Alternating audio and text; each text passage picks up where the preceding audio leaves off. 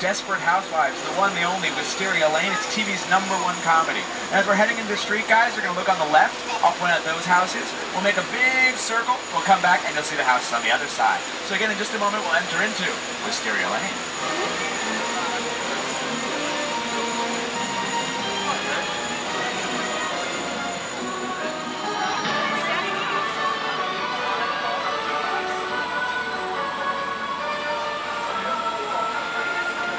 The very first house I want to point out is this golden yellow house, home to Eva Longoria Parker. Played, of course, that's home to Gabrielle Solis, played by Eva Longoria Parker.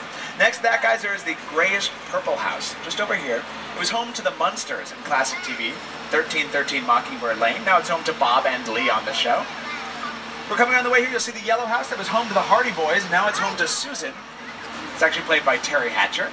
The final house before our big loop around here will actually be the greenhouse over here with all the beautiful wisteria. That's home to Lynette, played by Felicity Huffman. Now, Evie Britt was on the show for many years. Of course, she liked to make a good entrance. You can see her here. Next morning, Evie Britt decided to announce her return to Wisteria Lane. Okay, you're not going to believe this, but she's back.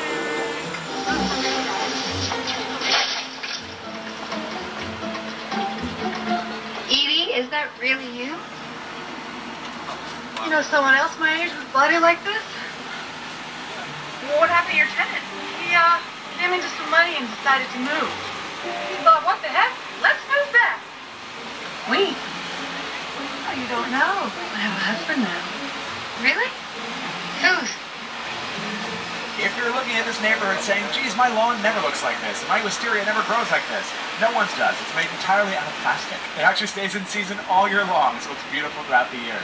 Looking on the left, you'll see the greenhouse, home to Catherine Mayfair. And of course, the blue and brick house is home to Marcia Cross's character, Bree Vandekamp, the perfect housewife. And actually, some of the first floors of this building can be filmed inside. That's what we call a practical set. Most of these, though, are just the outside, so we can actually have people entering and exiting. The rest is filmed on sound stages in the front lot.